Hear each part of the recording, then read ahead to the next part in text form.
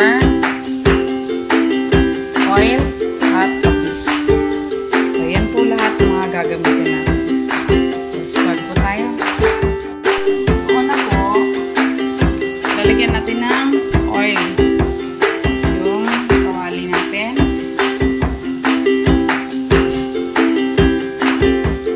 So, pag mainit na po yung oil, ilalagay na po natin yung luya.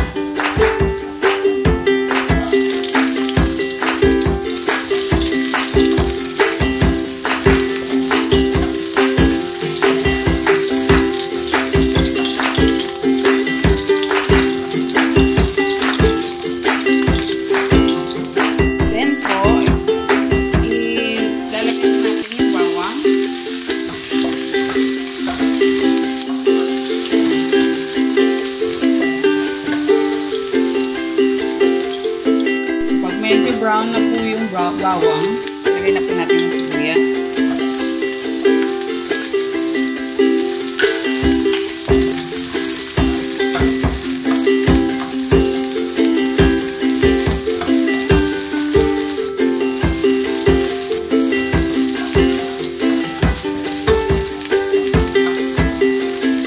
Pag medyo okay na po, luto na yung sibuyas, ilalagay na po natin yung laman na po.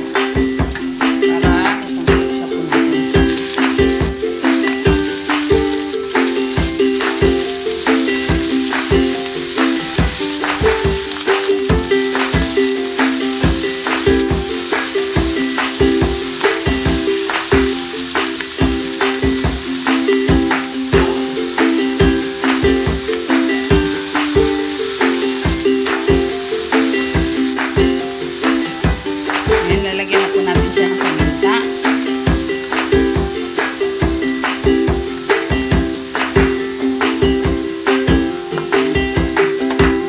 Yung patis. Pwede din po kayong gumamit ng toyo or patis. Depende po sa inyo.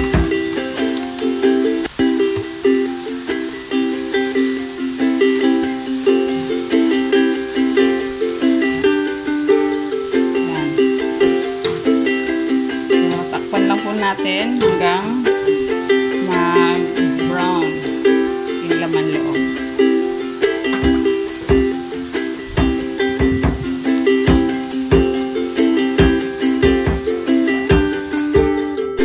So, yan po. Medyo konti na lang yung tubig. Papatuyuin pa po talaga natin ito. Para mag-crispy na yung ano niya. Yung laman loob. Haluin lang po.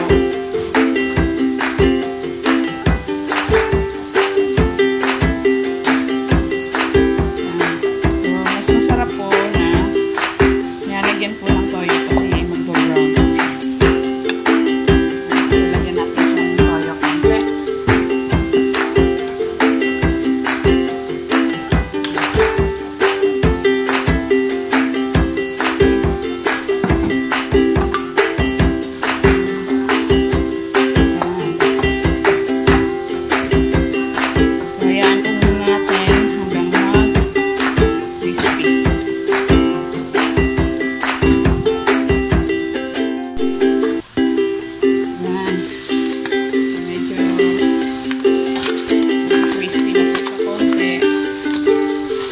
Halugin lang po natin.